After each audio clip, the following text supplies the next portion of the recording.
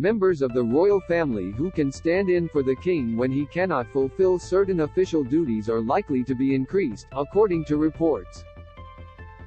Counsellors of State, who can deputise for the monarch if he is overseas on an official trip or ill, include the Duke of Sussex, who lives in California after stepping down as a working royal, and the disgraced Duke of York.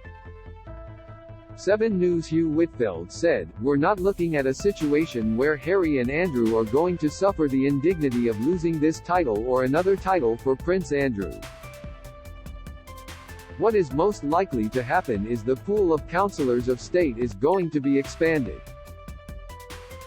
Prince Edward and Princess Anne are most likely to be called up to the bench from the reserves. They're further down the line. They're going to be able to carry out these duties as Counsellors of State as well. This is all going to happen pretty quickly. The legislation is likely going to go before Parliament before the end of the year."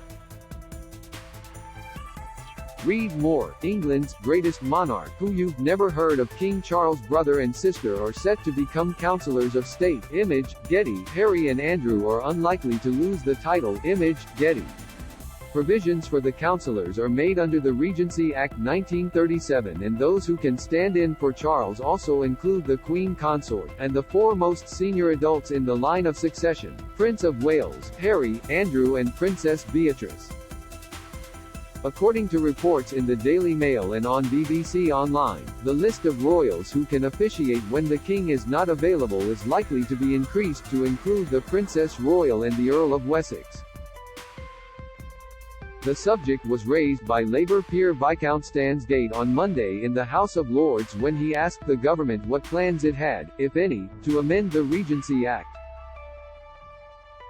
The Labour peer asked Lord True, Lord Privy Seal and Leader of the House of Lords, "Does the Minister not think it time to approach the King to discuss the potential amendment of this Act, and in particular Clause 6, which at the moment defines regents in relation to their line of succession to the Crown? Otherwise, are the government happy to continue with a situation where the Councils of State and Regency powers may be exercised by the Duke of York or the Duke of Sussex, one of whom has left public life and the other of whom has left the country? Is it not time for the government to approach the King to see whether a sensible amendment can be made to this Act?" In reply, Lord True said, "The government will always consider what arrangements are needed to ensure resilience in our constitutional arrangements. In the past, we have seen that the point of accession has proved a useful opportunity to consider the arrangements in place. Don't miss." King Charles warned of familial abdication as monarch has obstacle. Insight. Meghan and Harry getting ahead of Netflix backlash. Analysis. Harry and Meghan hurt Queen after declining Balmoral invites. Claim. Video. Trending line of succession. Image. Express. It is thought any amendment to the Regency Act to increase the number of councillors would be completed later this year before the prospect of the King and Queen Consort going on overseas tours in 2023, which may coincide with the Prince and Princess of Wales also being out of the country.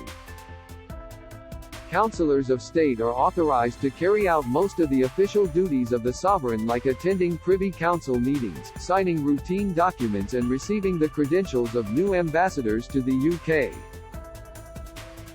But certain core constitutional functions cannot be delegated, like appointing a prime minister or creating peers.